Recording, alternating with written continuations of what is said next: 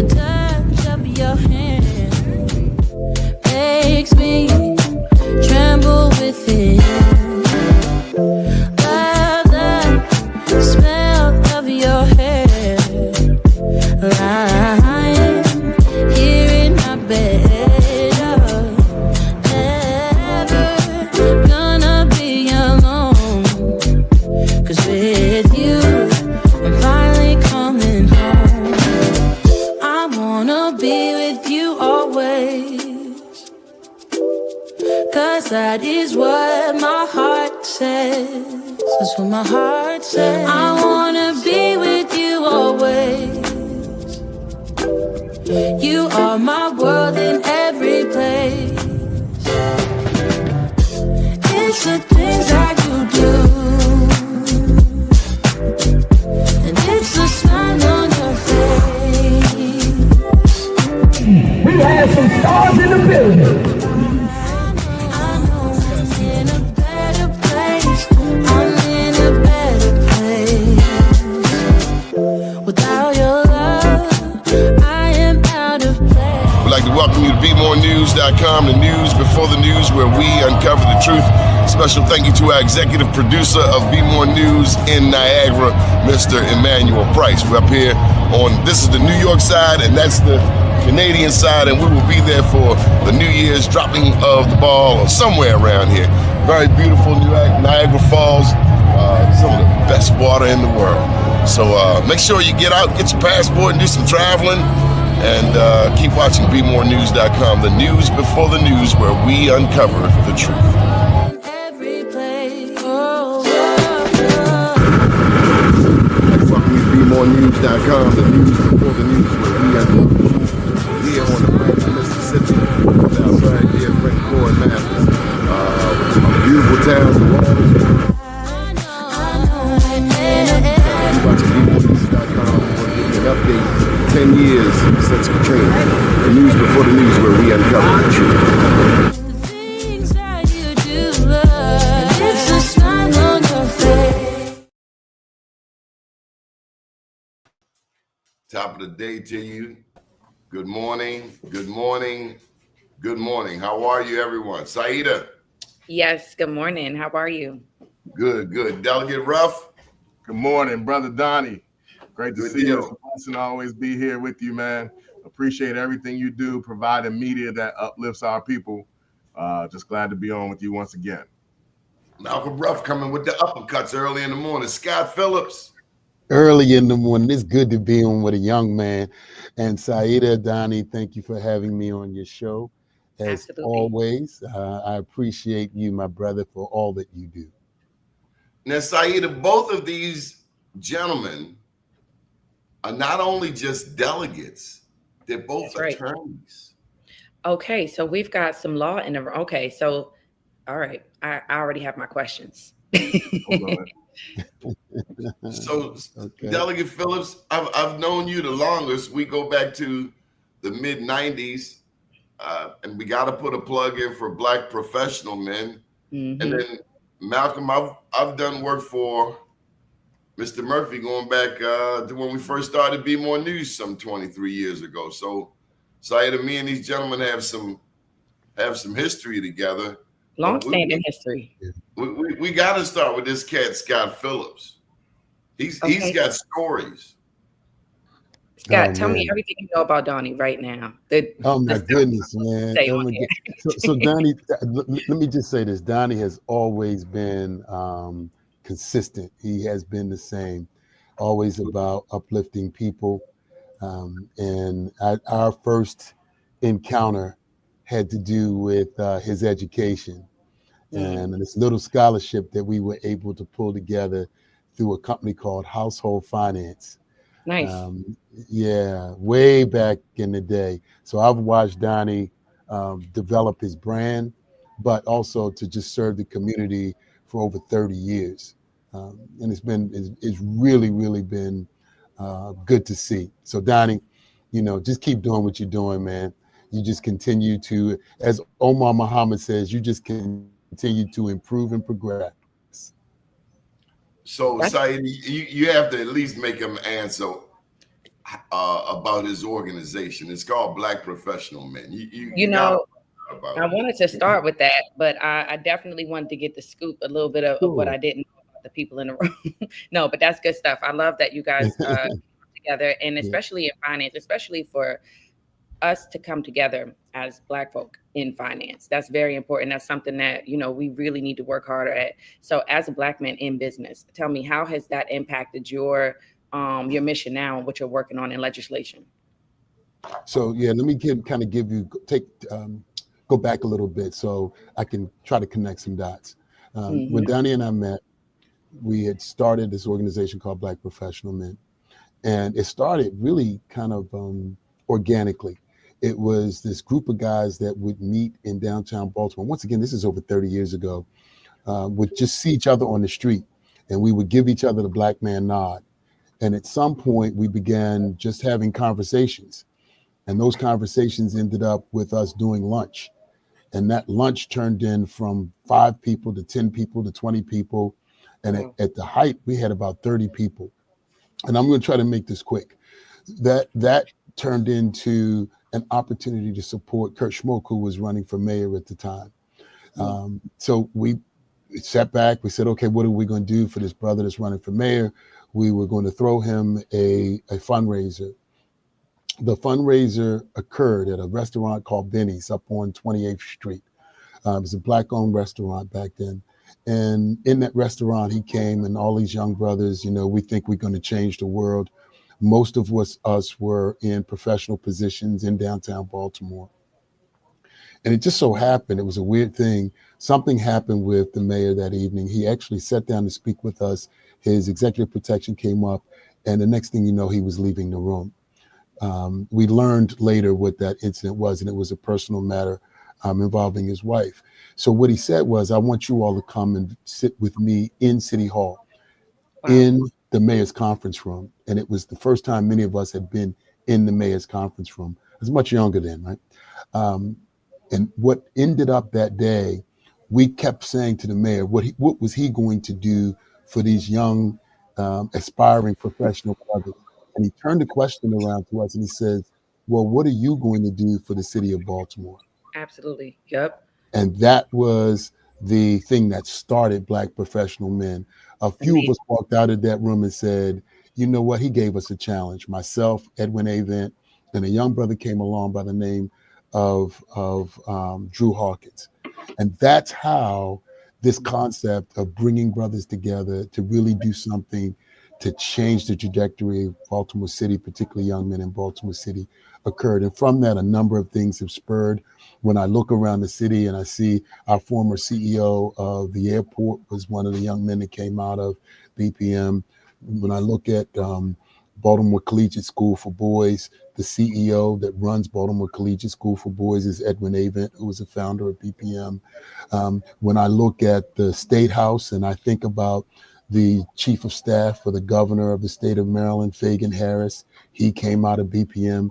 When I think about individuals like Doni, who are just leading the way in terms of getting the word out about the African-American community, Black Wall Street, he came out of BPM.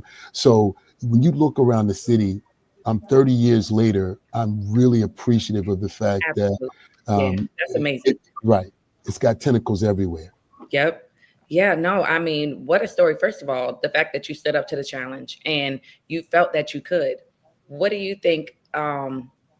What do you think that was for you? Because you said you were a young man back then. Did you have the courage and the strength you did now? Were you nervous, or did you say, we have to do it for the culture? Like, what was that? I love that. Have to do it for the culture. We were thinking we had to do it for our people, but I love the concept of doing it for the culture. And yes, we needed to do it for the culture. Sometimes you get pulled into things, but then it becomes your vocation becomes your avocation, or your avocation becomes your vocation. Yes. And 20 years later, that's really how I feel. Right. Okay. My So avocation, the thing that I loved, has now become my vocation. I love it. I love that. I got to tell you this, that 95, that was at a time when the crack epidemic was at its height. And yeah, young men being killed on the streets of Baltimore like it was going out of style. So just like Drug dealers were recruiting young team members to be future drug dealers. Scott was out there slinging black professional men. I love it. Right up in Mondawmin. I think that's amazing. So look, we know you have limited time, Delegate Phillips. I'm sorry, I should have called you Delegate. Delegate Ruff, we going up to Park Heights and going into the 41st district. So Saida, Delegate Phillips is out Liberty Road. He represents the 10th legislative district. So that's in between Security Boulevard and Ricestown Road, roughly. More so Liberty Road, the Liberty Road corridor. This guy right here, Delegate Ruff, not only does he work for one of the most famous attorneys in the world, straight out of Cherry Hill, he's got an interesting story on how he became delegate. Well, tell us about it, Delegate Ruff. And I definitely I want to hear about all the opportunities to come from this area, because I'm very familiar with that area. Awesome. Well, I appreciate you. Well, I became a member of the General Assembly a little haphazardly. I've always decided that I wanted to be in leadership, and that was a part of my makeup, just coming up and being raised by a strong Black mother and having brothers very similar to Scott Phillips, bringing me into the fold. And, that's my big brother, not only in the legislature, but in our fraternity. So I'm going to say Blue Phi, and make sure, that we represent always. But I was asked to attempt to replace my predecessor, Tony Bridges, when he was moving out of the legislature and back into the Department of Transportation. And, that meant I had to go through the selection process of the State Central Committee. It ended up being a tied vote. And ultimately, the tie-breaking vote goes to our governor, who, of course, is the first Black governor of the state of Maryland, Wes Moore. And each year, me and my wife host a Juneteenth celebration. We used to host it at our house. And so luckily that year, for the third time, Governor Moore came to our house for Juneteenth. And instead of giving his usual stump speech about wages, wealth, and what's the third one, Scott? Work. He ended up acknowledging me and then appointing me to the House of Delegates right on my back porch in front of all my best friends. And right where it started. Amazing. Right in the middle of West Arlington. So even though I grew up in Park Heights, say that again. I said, congratulations to you. That's big. That's huge. That was one of the most amazing days of my life, and led me to a path over the past 2 years to be able to work on, amazing pieces of policy. And so the other part that you were asking me about, as far as the opportunities that are going to be available in the Park Heights area, although I do want to say, I am a part of the continuation of the Liberty Heights corridor, which runs right through the 41st district as well, and drops off into my brother's district out in District 10. But in Park Heights, with the renovation of the Pimlico racetrack facility, we have some significant opportunities that are going to open up, specifically because of legislation the ways that we worked on that legislation, amendments that we made to that bill, which granted $500 million to the Maryland Stadium Authority through the legislation. We made amendments. Senator Antonio Hayes specifically made an amendment to that bill that requires the thoroughbred racing industry to give the community 10% of all profits that are made. That's what I want to hear. Yes. And then also I made an amendment including a community benefits plan for Park Heights, for the master plan surrounding the renovation. So the Maryland Stadium Authority was not able to get one single dollar of this initiative until there was a comprehensive 8-point plan to address vacant and blighted housing, community beautification, workforce development, public safety, and the list goes on and on. Through what's called Pimlico Area Work Group. We have a thorough, comprehensive workbook of projects that are going to be lined up and funded through the Department of Housing and Community Development. So people that are looking to get into the real estate game, especially, that is where the opportunity lies. If you have real estate in the Pimlico area, you need to hold on to it, because a true renaissance is on the way.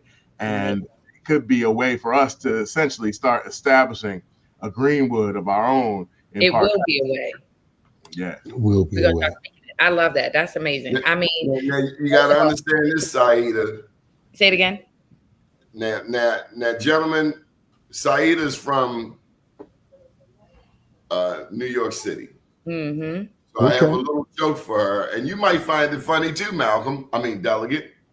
What is the quickest route from Africa to Israel? Are we talking about in Baltimore City? That's correct. Yeah. I'm gonna let you answer that. Park Heights. Park Heights is the quickest route from Baltimore, from Harlem to Israel. Yeah. It sure is. So black people, there aren't just black people in that area, Saida. Oh yeah, I know. I'm very familiar with the area. That's actually when I first moved here. I've seen so much change since I moved to Baltimore. And when I first moved here, that's one of the first areas I was introduced to. So I've seen, as an outsider, you see things a little differently. And so I want Baltimore to win. And I love what's happened since. And I love that there's continuous, resources and access, for capital for us specifically, to use and really pour into our community. But I want to see more of it. And I want to see more of you guys in that. Well, I'm glad you said it like that, because there's a tug of war up there. Mm-hmm. So the 41st district just got a new state senator, but I need to take you back about 15 years or so ago, when a black woman named Senator Lisa Gladden, she challenged the incumbent, who was a Jewish woman. Her name was Barbara Hoffman. And Lisa Gladden beat the brakes off of her. She had dump trucks going up Emerson Avenue, lined up. I think Bob Clay was still alive. It was because it was a tug of war. It's majority black, but the smaller Jewish community is cohesive. It's true. Enters Delegate Ruff. So Jill Carter, thanks to our very fine governor, got appointed to a board, which left the seat open. Delegate Ruff sees an opportunity. Others see an opportunity. But there's also this black Jewish tug of war. And the thing that kind of troubles me, Malcolm, is that when we start talking about African-American empowerment, other people start talking about, oh, can't we share? And so when I look at Pimlico Racetrack and the Preakness, I'm not pleased with what I see for our community, because we've heard of racetrack impact funds. We've heard of the table gambling. We've heard of all of these different pieces of legislation that's supposed to bring money, like the lottery, for education. But at the end of the day, we see black people being rubbed out of Park Heights. We're being joined by Venroy July. So, Delegate Ruff, what of that tug of war? I mean, so Saida, Delegate wants to be senator now. Maybe, I don't know. Do we push him, Delegate Phillips? I think he's going to push himself. I have mad respect for Delegate Ruff, and he's going to make an informed decision, and I'm going to support Delegate Ruff in whatever decision that is, unless he wants to make an announcement today. Breaking news right here on Black USA. Yeah. Is that why you had the backdrop? Let me just. Is that? Hey, look, man, I'm in the courthouse. But I'm in the courthouse. My fellow barristers are always in the courthouse. I happen to be in the courthouse today. That's not normal for me. But let me just say this, Donnie. I think you raising this issue is extremely important. Yes, he is. But I think raising this issue is extremely important because Black power should cede nothing. And I think we need to position ourselves in a way where we take the seats, but we leverage the power. Because having the seats, and one of the things I want to comment on Malcolm Ruff, very quickly, he has learned to leverage the power of the seat. And that comes down to, how do I move state resources around? It comes to, how do I use the bully pulpit to get messages out? We have really three things that we can do as legislators. One is to set policy. The other is to assist with moving resources. But the third is that bully pulpit. And Malcolm has figured out very quickly how to use all three to get things done for our community. So I want to commend him for that. Yeah. Thank you, Fred. I'll follow up on that and say, number one, thank you for your confidence and for your mentorship as I came into the House and I have 2 now sessions under my belt and a couple pieces of legislation that you've helped me navigate the waters, the rocky waters that exist in Annapolis. As far as the struggle that you're talking about, Doni, it's unfortunate that, you know, it is in a place where it is right now. But for me, when I came into this job, right, into this service, my goal was to ensure that the areas of my district that have been overlooked and ignored are the focal points of those 3 pillars that Delegate Phillips is talking about. And unfortunately, there has been a concentration of efforts in the northern part of my district. And I'm not saying that those efforts those efforts should stop, but the efforts have to be holistic across the district. And certainly I've heard the complaints of people as I spend time in Southwest Baltimore in my district that the efforts need to now shift to the Liberty Heights corridor, to the Walbrook Junction corridor, to the Emerson Village corridor. And it takes somebody who not only recognizes that need, but also has lived that, that need. Growing up in Lower Park Heights, I spent a lot of time in all of those areas. Because do you know where Palmer Court is? Absolutely, I know where Palmer Court is. That's still the north part of the district. Certified. Yeah, it runs right into Pimlico, right up into the racetrack. But I will say this. I think I am somebody who could be the top leader of this district because I have lived my life and have lived experience in all of the areas of this district that need the attention that the north part of the district has gotten, especially with the efforts over a decade in Park Heights and beyond, which we're starting to see the fruits of that labor, and will see the fruits of that labor in a much more tangible way in the coming years. That process needs to be started in other areas of the district. And we got folks like the WBC CDC, who Delegate Phillips also works with very closely. It was birthed out of his home church that is starting the Forest Park Renaissance. And I've been able to support that heavily in my role on the Budget Committee in the House of Delegates by exactly steering resources that way. A combined $800,000 just out of this past session that we have funneled into that initiative so that we can start to see the redevelopment and the re-envisioning of what Black communities should look like. And I'm trying to get you to segue into our discussion for this coming Saturday. Yeah, let go of the mic. Let it go. So tomorrow we're having a grand discussion commemorating the 104th year since Tulsa. Van Roy, attorney July. And then, by the way, Saeed, Attorney July has a bit of an accent there. He comes from one of my favorite places in the world. He's not from the lowland, he's from way up in the mountain. You know all about St. Anne, St. Elizabeth. They were Nani the Maroon Queen. If you don't know about Nani the Maroon Queen, you better do your homework. But he comes from a revolutionary. You got to work on your accent, Dottie.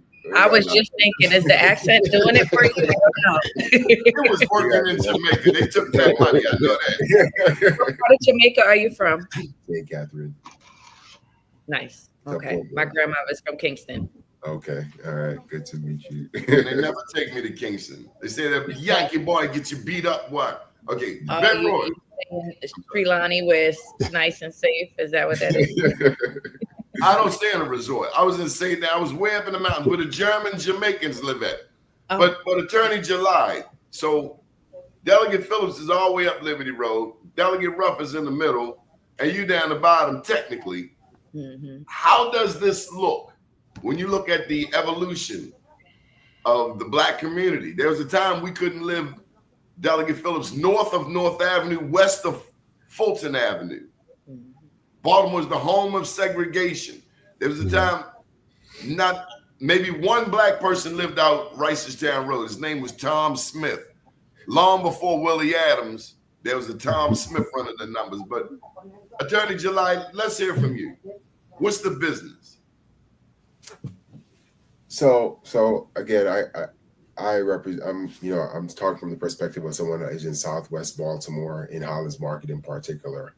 And quite frankly, some of these conversations, I jumped into the tail end, so I heard what Malcolm and Scott were speaking about. But I don't think you can have this conversation unless you talk about what's happening in Southwest Baltimore, particularly considering the fact that we have the highest rates of vacancy of any district in the city, right?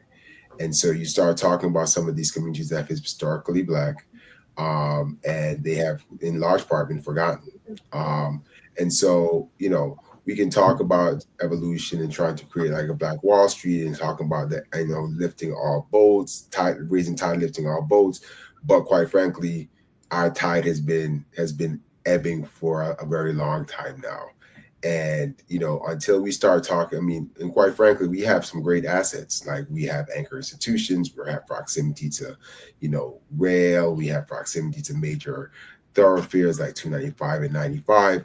And quite frankly, I think it's a missed opportunity from Baltimore because there is a ton of attention. Now, I don't mean, look, there is justifiably a lot of attention and interest in trying to redevelop Park Heights. I actually sit on the Park Heights Renaissance board, so I'm all in for that, right?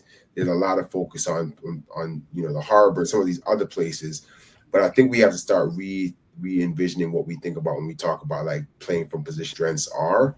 And I think that Southwest Baltimore has it. And if you can start creating some interconnectivity between some of these districts, you can actually start creating some economic activity that I think has been missing for very long now. Delegate Ruff, how do we connect the dots? So I think what I would say is we have to make policy meet power, right? For instance, we have a lot of silos in Baltimore. Like it's a siloed city, and the connectivity needs to be expanded through policy that we create on the state level and the local level. So on the state level, for instance, we just passed this year the Procurement Reform Act of 2025. I thought Delegate Phillips had dropped off, so I don't want to steal his thunder because he was much more hands-on with this bill. And his, it was right in his bailiwick. But it's a bill that will modernize the state procurement process to enhance, efficiency and accountability and competition for small businesses, right? Especially in the area of state contracting. This type of policy is what empowers small businesses, especially small Black-owned and minority-owned and women-owned businesses, to be able to get to that next level. And then to create that network of continuity that we're not seeing, right? So to attract the economic to attract the dollars, right? Especially state dollars, local from the local government as well. But I think what Venroy is really talking about is we got to be all in. We really have to just demand that elected officials like ourselves, especially on the local level, are just dogged and determined to steer as much resources as necessary that will actually empower us to create these ecosystems that are self-sustaining, like what my brother Venroy is trying to do down in the Hollins Market area. And unfortunately, I know he will talk about it. he hasn't gotten that support. And in fact, there's so many naysayers, right? People talk about Baltimore being a city that is often like crabs in a barrel. We have to That's not what completely eviscerate that culture. But you know, that's Roy will a say. Baltimore mindset, I think. What do we do? What can Black businesses do to show Roy up? got a different mindset. So, Though, so yeah, let me jump in because I'm going to have to drop off. I'm going to say a couple of things as the elder of this particular conversation, right? We've seen over the years opportunities for African Americans to really engage in the development of Baltimore City. Much of that development has occurred around the Inner Harbor. I do appreciate the mayor's concept that we have to move development throughout the entire city of Baltimore, and I'd say throughout the entire region. We have some tools to do that. Donnie, Malcolm, Delegate Ruff mentioned things like the WBC Community Development Corporation. We've got Park Heights Renaissance. We've got in Baltimore County, we now have what we're calling the Greater Randallstown Community Development Organization. And we have the West Baltimore County Redevelopment Authority. We have the West North Avenue Redevelopment Authority. As legislators, as policymakers, we've got to figure out those tools and put resources into those tools so they can help to change our communities. Now, what do business owners do and entrepreneurs do? I think they've got to tap into the infrastructure that is being created to support our communities. And they've got to be aggressive in it. And they've got to hold us accountable, and they've got to hold those entities accountable. We need a stronger Southwest Baltimore entrepreneurial development entity of some type to support Vinroy and what he's doing. I've watched Vinroy over the years, and as an individual, he's had a significant impact. But when it comes to a collective, we got to figure out how we support the Vinroys of the world in East Baltimore and Southwest Baltimore, Cherry Hill, West Baltimore, Baltimore County, Eastern Baltimore County. And so that's what I would say. So we have a job as policymakers to do that particular piece. But the entrepreneurial community, the community at whole, has a responsibility to jump in, to weigh in, and to participate and the opportunities that are being presented. I love what's happening along Park Heights. I had a conversation with oh my gosh, developing along Park Heights today. I hate it. She's gonna hate me for saying this because I'm just drawing a senior moment blank. Danny Henson's daughter, Dana. and the work that she. Dana, thank you. Please, she's gonna see this, and I know I'm gonna be in trouble with Dana. But let me just say this. The other thing that I like is the quality of work, right? Because if we're going to bring our communities back, it can't just be, any kind of housing. It's got to be really good housing. It can't be just any development at Pimlico. We really have to have top-notch development because that brings people in. The work that's being done at the Inner Harbor with Dave Bramble, I'm not completely convinced that it's the right plan, but what I do like is, he is really bringing in real investment to make in our Inner Harbor, which will make a difference, not just to African Americans, but to the entire community. So the concepts of Black Wall Street is really where we come together and we leverage each other's strengths and we support each other. And this 104th commemoration, Donnie, I'm looking forward to being with you tomorrow just to talk about that. How do we empower each other? So Scott, before I know you say you have to jump, but I just have to. I want to piggyback on something that you said and that Delegate Ruff said. There's this idea of historically, it feels like Delegate Ruff talked about these silos, and I don't just think it's like community silos. I think actually one of the issues, like there's a silo of there's the government people, and then there are the business people, and they are not communicating, right? And quite frankly, if we're talking about breaking down silos, yes, we need to talk about how can what's happening in Park Heights, how can we mirror some of that with what's going on in Southwest Baltimore? We need to obviously think about that, what's going on with Winata, how that might potentially impact what's going on over here. But honestly, one of the biggest frustrations that I've had is that there's this like lack of communication generally between the business people and the people who are actually putting forth policy. I can't tell you how many times the conversations generally are one way. Something will be coming up in legislation. Somebody will call me about it, and then I gotta call Antonio or somebody and say, "This is not good. Like you should not do this because this is gonna actually hurt the development. Like what you're thinking about doing is actually going to have the complete opposite effect." There needs to be a much more a deeper conversation about how are our legislators actually talking to the people who are on the ground doing the economic development and thinking about the policy that's actually going to impact those communities. You talk about Black Wall Street; those conversations were happening back in the day. Absolutely. That right now it feels like there's a dearth of those conversations, and so we end up that with all these things that are well-meaning, but then it ends up their past, and it actually doesn't actually help.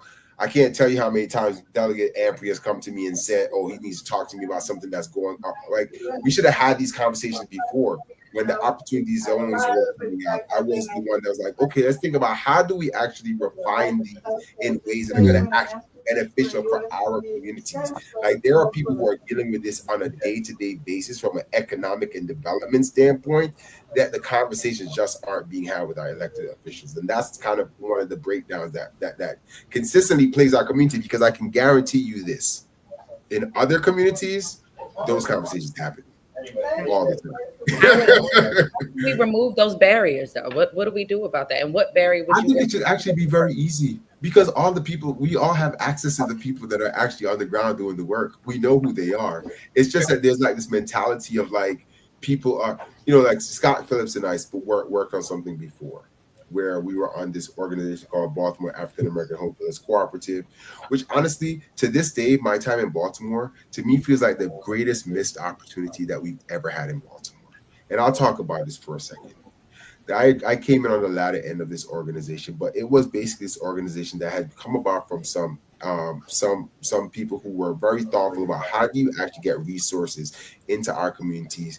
And they had actually got like 5 banks to agree that if we had investment, they would match the investment and give up to 5 times what the money that we raised were to actually build property, to like renovate houses and create home ownership opportunities. And we couldn't find the people to give us the guarantee. Like that would have been a 5x type return. And we couldn't get it done.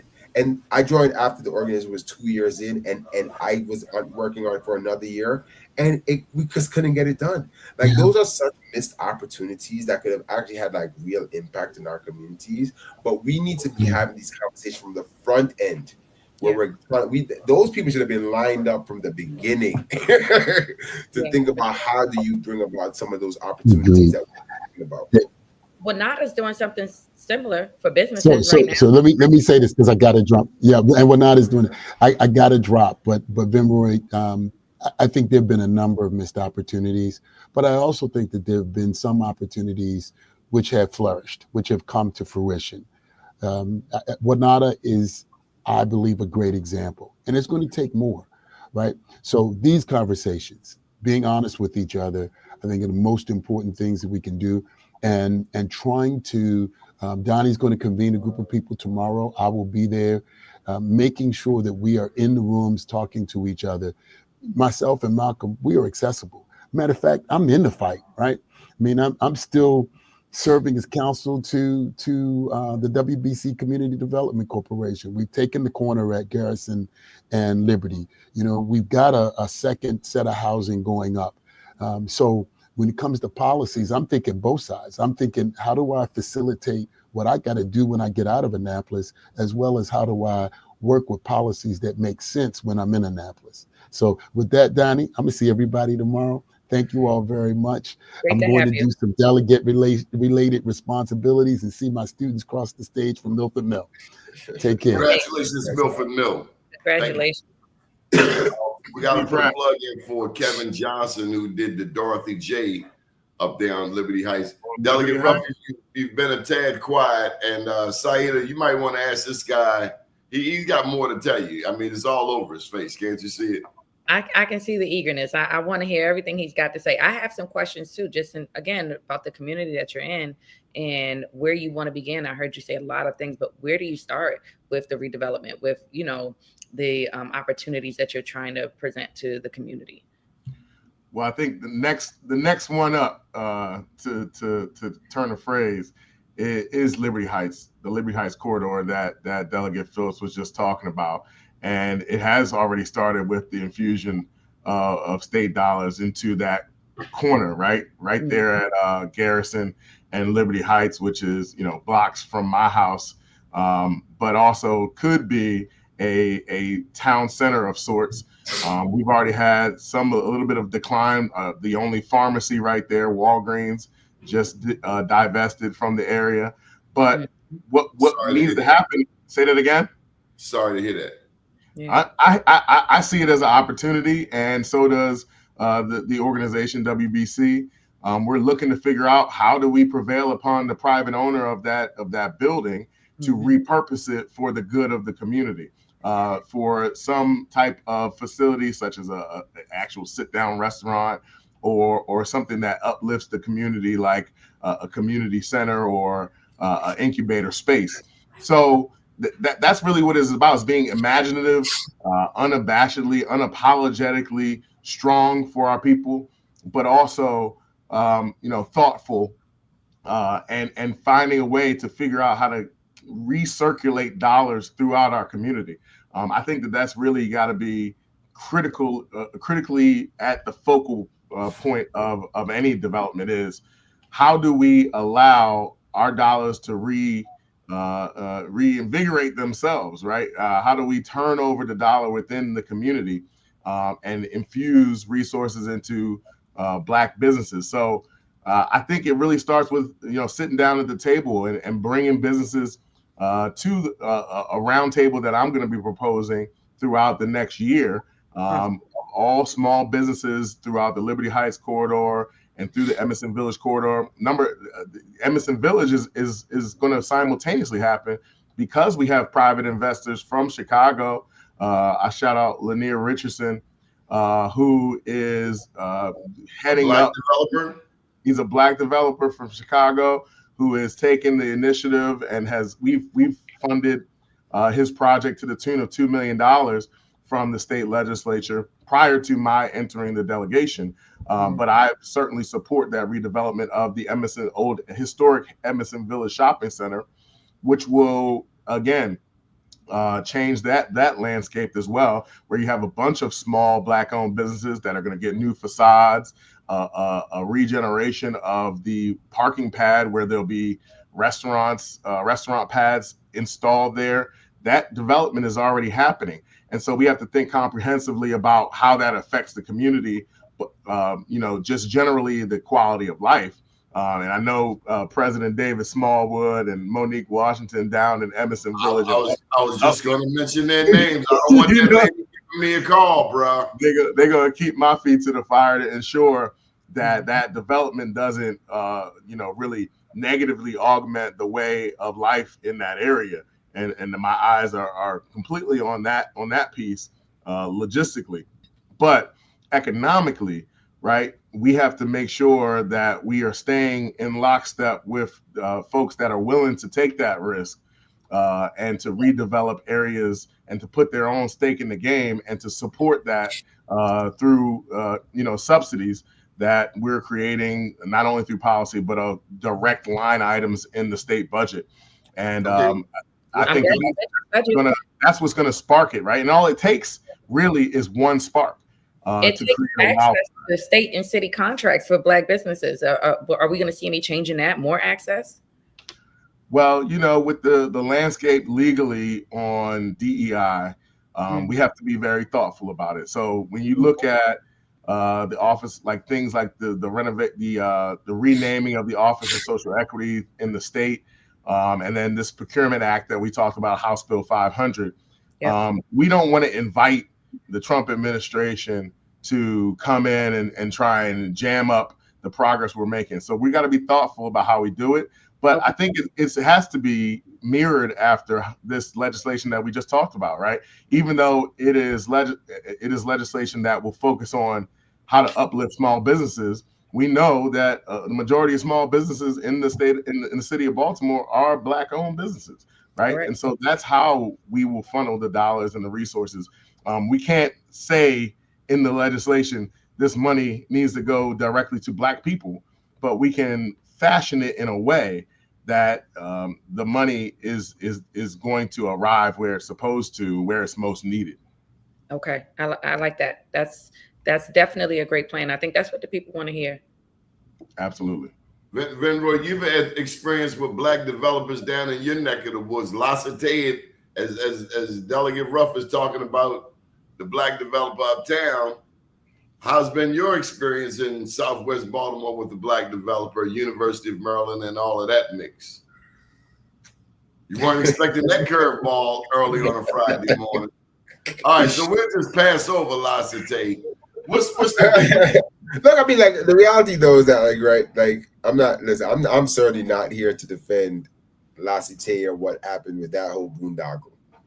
The reality, though, I think that what has happened with that development is actually we should be talking more importantly about like the impact that it actually has on the community and what actually, that neighborhood has been basically waiting for this development for 20 plus years, and now it's like basically starting over from scratch.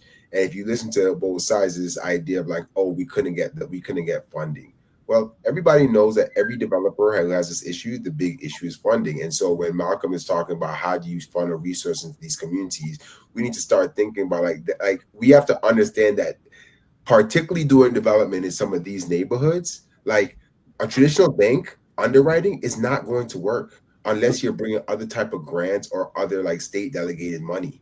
And so we have to start thinking about think about how dramatic that development could have potentially been. And maybe it was too big, right? Maybe we should be doing smaller incremental development. Like that's not for me to discuss. That's my strategy. It's kind of like a block by block type development as opposed to taking on acres and acres of land. But the reality is that whether you're talking about a big development or a small development, it's really about like how are you pulling together your capital stack. And like I come from it strictly from I'm a corporate attorney, so I understand. And I'm thinking about like you can say all these great things about what you're going to do, but unless you can pull the money together, it's not happening. Like so, we need to I appreciate the conversation about Black Wall Street, but we have to start thinking about how do we get the money into those neighborhoods. Until you have that conversation, nothing happens, right? And look, the reality is that we were talking earlier about the mindset. I do think there's a conversation to be had about how do we actually there is a change of mindset that needs to happen within our community about what development looks like. I cannot tell you, I've lived in my neighborhood for 10 years since 2015. And I'll tell you, I'm still called a gentrifier. I'm like, what? Definition of gentrification includes living in neighborhoods that you're developed. Like all my properties are in a 3-block radius. Like I'm walking to every property out, and yet I'm called a gentrifier, right? And I'm being called a gentrifier by Black people. I've been called a carpetbagger because I actually ran for city council because I was trying to change what's going on. I was called we have to there's a deeper conversation that needs to be had about what do we actually need to do you want development or not? And the real question is, do you want development by anyone or do you only want development by people who were born and raised here in Baltimore?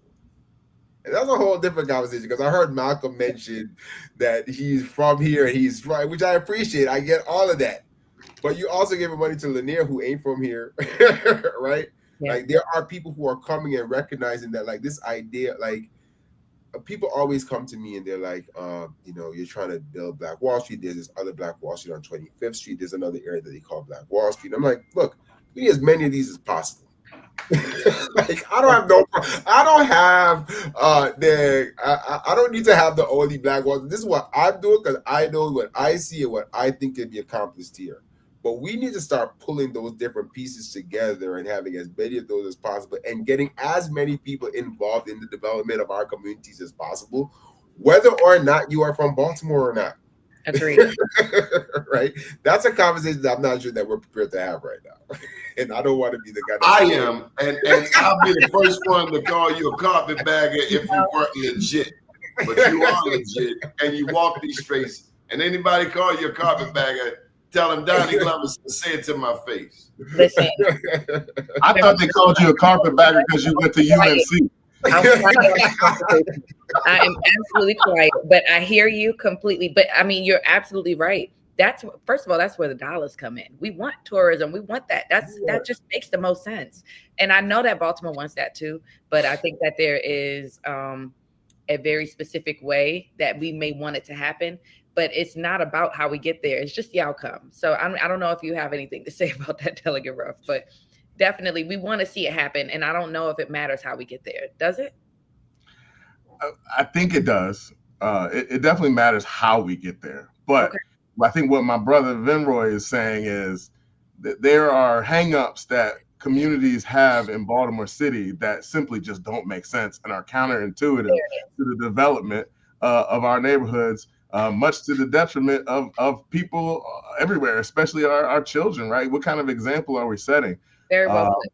Yep. Yeah. What kind of example are we setting for our kids if we can't get on the same page and let egos aside and let little small hangups aside, and go, come into a room, be able to disagree, but coming out with a solidified plan that might not be the plan that you envisioned, or it might not be exactly the plan that you envisioned, but it's the best idea, right? Billy often says, we sit in a room and we throw all ideas on the table, and the best ideas should prevail based on the majority, right? And once we have that idea, we move on it instead of backstabbing and undercutting, and trying to find ways. Just like your race, you should not have any problem getting elected as a state senator in a majority Black district. Truth of the matter is, Attorney July, 2 Black people, one in particular, betrayed him for nothing. Got absolutely nothing. I'm sorry to hear that. Didn't even get a cigarette. But that's parlor tricks, right? Life is life. and Brother July had his foray into politics, into parlor tricks too. So, you ain't telling them nothing other than how do we change hearts and minds to really get to that paradigm where we can be publicly unified despite potentially small disagreements in the background. I want to respond because Andy Pierre made a comment that I've been following, and I think he actually does make a valid point, and I don't think it's actually inconsistent with what Malcolm said, right? Like it absolutely does matter about how development happens, and particularly in a city that has such a high population of black population. I absolutely think there should be, and you should be creating opportunities for Black people in particular, to participate in any development, particularly if you're looking at from the smaller, like a community-based development. Like that's absolutely correct. But 2 things can't be true. You can get money you can bring money from outside, and if you're spending it with Black vendors and Black contractors to do the work, that money then gets to circulate within our community. And because those people are more focused on those communities, that money will circulate, right? And so to the extent that, it might not be someone that's from here that's actually trying to do the development, but they can pull money in from elsewhere, and they're here and they're doing it, and they're committed to the community, because everybody knows you're not getting any projects done here unless you're actually talking to the community and kind of hearing what they want to get done. Like it's just not worth it, quite frankly, because you're going to have so many hangups. You're going to fight you for so long that everybody understands that time was the kryptonite to a development deal. Like those holding costs, people run around and act like, it's particularly from my level, we're doing like small development, they act like you just have a bag of money sitting around waiting to deploy it. No, you're scratching and scrimping every little thing that you can to try to get these things done. And until they get done, you're not bringing any cash in. And so like this idea that you're like having people who you're trying to like benefit the community that you live in or wherever, and they're fighting you, it makes no sense because it actually is to the detriment of the people that actually live there as well. Yep. And we need both perspectives. We need both. We need those who are from here, and we need those who are coming in and see the potential. I think often, and I know this is true for most things, when we have people coming from the outside, we see things that you don't see because you've been here for a long time and you've been here, you've started here. And I think that that's really important, that we have everybody at the table. I think, yes, it matters how, but who? Does it matter who? If they're like you said, if they're the right person, if they care, if they're genuine, does it matter who? I say this because to that point, because I feel like I might go. This might get me in a little bit of trouble.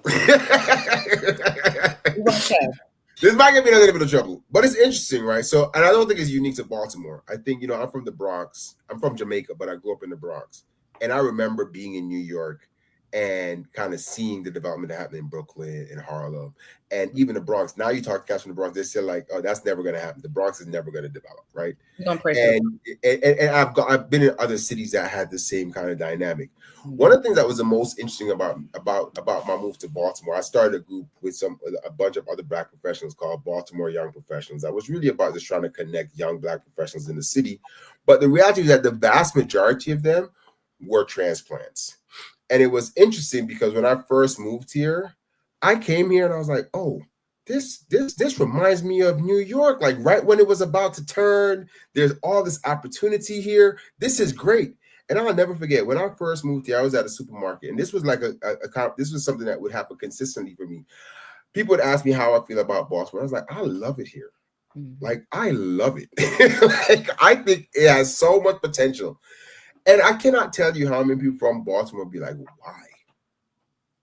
And I think it's just like from being in communities where you have years after years after years has missed promises, you become more skeptical. You don't believe it's going to happen. But somebody that's coming in with fresh eyes is like, man, this has real potential. Like we've seen this happen before. And so like this idea of like, does it matter who? Like I think it does. But I think to the sometimes you need fresh eyes. You need people who have not grown up in communities where they've been told that they're going to get grocery stores or other amenities for years, and those things never happen. Sometimes you need somebody that comes in and say like, all right, well, there obviously are some problems. I love this place, and I'm going to make something happen, and I'm going to figure out how I'm going to get cash to come in and do these things. And so who you think about, like sometimes it does matter, but like somebody like Bramble, like he's fantastic because of the fact that he's grown up here and he has actually been able to go and get outside capital to come and invest in these communities. Like he's the ideal, but how many of those are you going to get, right? Like you're not going to have enough that you're going to be able to kind of make the changes that you ultimately wanted. So you need to get as many hands on deck as possible, is my personal view. What do you think about that collaboration, Delegate Ruff? You're muted. You're muted. I'm gonna steal a little time. Venroy is right. It shouldn't matter where a person is from. Sorry. And me, a lifelong Baltimorean, I have learned I have to welcome the Latinos who fixing the house across the street because nobody's fixed it in 20 years. I gotta welcome Venroy, and not only welcome him, embrace him as my own. But we get caught up in, and I'm gonna put it out here, in Baltimore, we get caught up, maybe it happens in New York, we get caught up on complexion. Well, we still getting caught up on, oh, you too light skinned, oh, you too dark skinned. And it's the little, are we past the Mason-Dixon line? No, we are. I'm telling you, we are still caught up in isms and divisions and Willie Lynch dumb stuff. It's not just why when I see Venroy, I'm really proud. I want him to know we're proud. When I see Brother Malcolm, when I see you, I want us to all know we all we got. Nobody's coming to save us. The only difference they say between Jamaica and Haiti and Puerto Rico is a bus stop, is a boat stop. Yeah. We're from the same diaspora. We all we got. Them Jews working together The white people working together, and we better work together. Stop letting dumb stuff divide us. Thank you. Absolutely. And like the brothers of We Are Us say, when you say we all we got, it's also true that we are all that we need. Yes. We got to get out of our own way, is what my brother Venroy is saying, what you're saying, Doni, what you're saying, Saida. We got to get out of our own way. And I'm saying it too. We have to be able to be, have the vision and the long-term vision enough to say, okay, my own little hangups, my own little desires, or me thinking that I know the best thing. Me as a lawyer, my best tool is to rely on experts. And I think that is a problem in our community, is that we have too many experts and not enough soldiers, right? Some people's jobs are to be the vessel. Some people's jobs are to be the supporters. Some people's jobs are to be the high-level strategics. Everybody can't have the spotlight. That's right. And we got to figure out how to let people know what their roles are, for people to acknowledge what their roles are, and that everybody play their part. Yes. And take pride in it too, because you're still, like you said, everybody's just as important. So yeah, I love that. I'm gonna steal that, by the way. Yeah. And so I'm sorry. I keep jumping at stuff that I'm seeing in the chat, because there's a point that's kind of like floating around about like this, like they in New York when they put a Starbucks in and blah blah blah. So I think one of the things that is the most appealing to me about Baltimore is that we don't have to do gentrification in the ways that we've seen it happen in other cities before. And that's one of the things that I'm like hyper focused on in my district, is that, look, there are general themes in development, right? That you see, you go to different cities, there are general themes. There are certain types of businesses, certain types. And when I travel for work, I always go to these communities that have been gentrified or transformed. And you kind of see the same general themes, right? Like, we don't have to be afraid of a Starbucks coming in. We can just create a coffee shop and put it in our development, right? Like, people want to be able to gather. That's what Starbucks, they want to be able to go in, get their caffeine and or gather, right? So we have these underlying themes that we need to be thinking about. Like, how do we get our communities? Like, we are so afraid of gentrification and blah, blah, blah. Like, let's rethink what that actually looks like. Like, we can do it from a very localized level, thinking about like, how are you going to do the things that are going to get your communities to get, because the reality is, like, when I do my development, and I don't care who wants to be mad, I'm not only trying to build stuff for Black people to come in and be customers. I want everybody from University of Maryland to walk down to the block and give those Black business owners their money too. Absolutely. I want people from Union Square to come and buy whatever the people who are in my development is selling, right? Yes. So this idea, like, we can focus on like, oh yeah, we need to empower Black, but at the end of the day, we need to be creating opportunities for every single person and I know Malcolm was talking about, you have to be kind of very thoughtful about the words that you use. Like, I'm very clear. I don't have to be thoughtful, because I don't want only Black dollars in my community. I want people from everywhere to come and spend their money with the Black vendors, the Black business owners that are in these communities, that are providing the best product and are providing something that's missing in those communities. And that gives them more money, which they can then spend with whoever they want to spend money with, but more than likely they're going to spend it with the other Black vendors that are on the block. And so I just think we need to like think about we are afraid of gentrification, but let's think about like, how do we find, that's all things I ever work on. Like, even I keep bringing up the opportunity zones, because that was a law that was very clearly designed for rich people who have historically had money, i.e. white, and other people who have had privilege. But I tried to get a legislation that was actually going to allow just regular people from our communities to actually take a benefit from, but that just completely got blown up. Nobody even they didn't push it. It wasn't. it never got any traction because we didn't have representatives that understood what was going on. So when Malcolm talks about like the experts and like the people who are actually experts who are doing this stuff on a day-to-day basis, like we really need to lean into those people so that they can help to guide what we are doing and thinking about ways that we are, particularly those that are focused on trying to create Black wealth and Black opportunities. Like we don't have to say everything is Black. We can do it under the just put it in a framework that's actually going to allow for us to participate, which is what the issue is. We haven't been participating in what's been going on. Yeah. Listen, we've gone over, and I'm amazed, Saida, that we were able to get so much done in an hour and 5 minutes with 3 lawyers. But Malcolm, Delegate I'll tell you what, something you don't know. I've known Malcolm since he was in college. When I was in law school, Malcolm was when Malcolm was in undergrad at Duke when I was at law school at Duke. So I've known Malcolm and seen this brother come up over the years, and now he's like a big boss and stuff. Now it sounds like he's about to be a state senator. Like I see the evolution of this brother. It's like amazing. And the same goes for me, man. The same goes here because when I saw you in Baltimore, I was like, how did this brother end up in Baltimore? But it's one of the most amazing and positive things, advantages that Baltimore has gained is the fact that you ended up here, my brother. And I just appreciate so Delegate Ruff, why don't you take us out on a high note? We'll be down at the Thurgood Marshall Amenities Center tomorrow, but I gotta ask, did the Caribbean restaurants do well this year at the Preakness? Well, I think so. I mean, a number of them were featured, I think, inside the racetrack.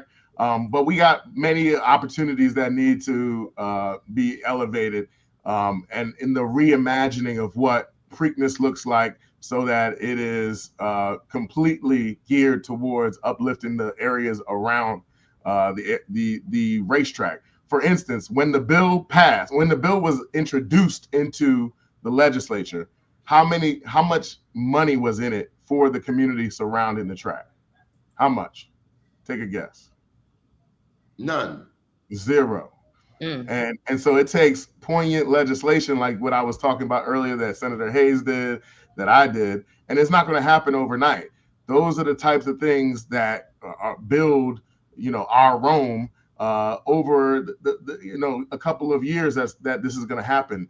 When we get the dollars poured into Park Heights through DHCD, then you'll be able to see, right, that economic connectivity that we're talking about. It's not going to happen overnight just because we've passed the bill and declared it so, right? We have to set up the infrastructure, right? And I know that's going to happen. Because I'm going to be the watchdog standing, at the start of every legislative session, ensuring that the progress is made. And I think one of the things we got to talk about as we look forward to our conversation tomorrow is going back to the mindset that we're all talking about that has held us back in development in Black communities is how did we get here, right? We're talking about commemorating Tulsa, a situation where, Black folks were massacred, right? And the complete infrastructure that had been established that could have been one of the strongest building blocks for what Vinroy is doing and for what's happening in Park Heights and what's happening in the Liberty and Garrison corridor could have really been a stepping stone that was completely obliterated over a rumor about a white woman being violated, which was completely untrue, right? We got to talk about what it means to really allow us to get rid of the racial wealth gap, right? Yeah. And that means we got to talk about reparations, right? Damn right. Thank you. Right? And let me just get this in. Be careful. That was a teaser for tomorrow, Donnie. Be careful with what Michael Randolph wrote here about reading mainstream media. He says Trump wants to make Baltimore white again. Time out, Michael Randolph. If you know your history, you know that Baltimore had the largest population of freed Black people prior to the Civil War than anywhere in the country. So we got to be careful of what we take off of Fox and digest. Saida, I'm going to leave it to you to close it out, but thank you. Great job. And tell them about your business, Saida. Absolutely. I'm I'm sorry. Andy Pierre is gonna have my hide if I don't at least plug Juneteenth. So we talk about Tulsa, but we also got to talk about June. There he is. Look at him right Yeah, now. he was already into it. He was been talking about it this whole time.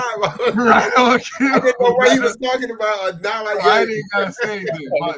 But June 14th, we can start the movement, right? Juneteenth, my Juneteenth celebration has become a movement. It's something that was incubated in the Rough House with me and my wife and my family and the closest friends. June 14th, 1 to 8 p.m., we will celebrate Black freedom. And we will also have all kinds of resources that will talk about and spread information on how we continue this journey and try to uplift the legacy of Black Wall Street all over the 41st district. So, you raising your hand because you want some VIP tickets, Venroy? I thought that was a given. I thought that was what I got for being on the show. But come on out. It's at Pennhurst Park. Pennhurst Park, Garrison and Pennhurst, 1 p.m. Saturday, June 14th, not on Juneteenth, the weekend before Juneteenth. Start your Juneteenth weekend off. Start your Juneteenth week off with a bang, powerfully, with me and many elected officials and live music, food, vendors, resources, Kitty Village. You're going to love it. And it's going to be an awesome way for us to jump off.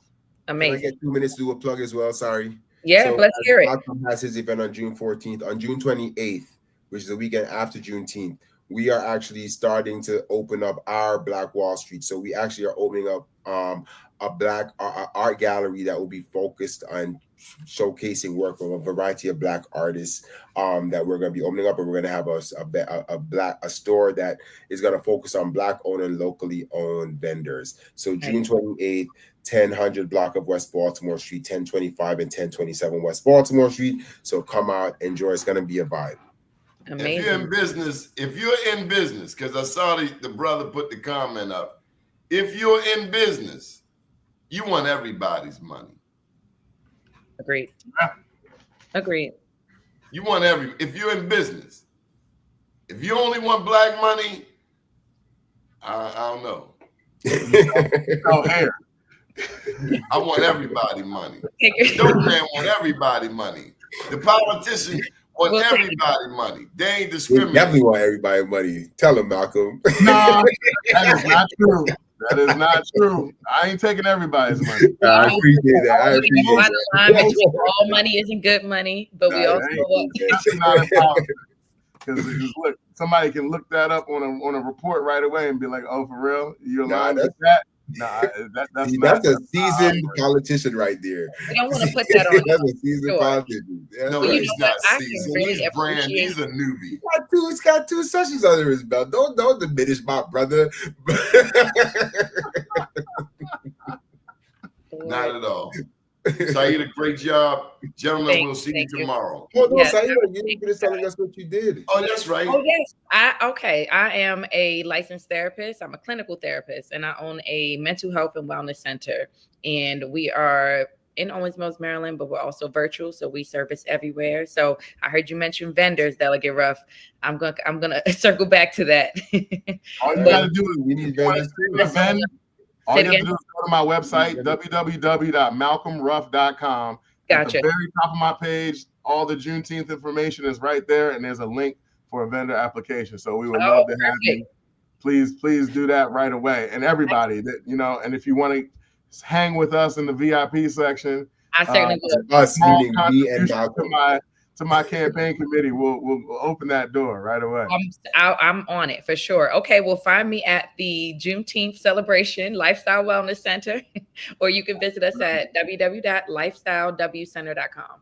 And you guys, thank you so much for your honesty and transparency. This was a great conversation, and I think you got into a little bit of trouble, but good trouble. Good trouble. It's all about like my frat brother, good John Lewis. Yeah, my frat brother. Yeah, you can have it. Yeah, you can have that. You got plenty of strong alphas, But also, please follow me at brother with an A, BROTHA _ Malcolm, MALCOLM, the only right way to spell it, ESQ on Instagram, brother _ Malcolm ESQ. Please follow me. and see what we're up to. Have Absolutely. a good day, all. Good Thank you, morning, guys. world. All right. See y'all. Thanks all. Yep.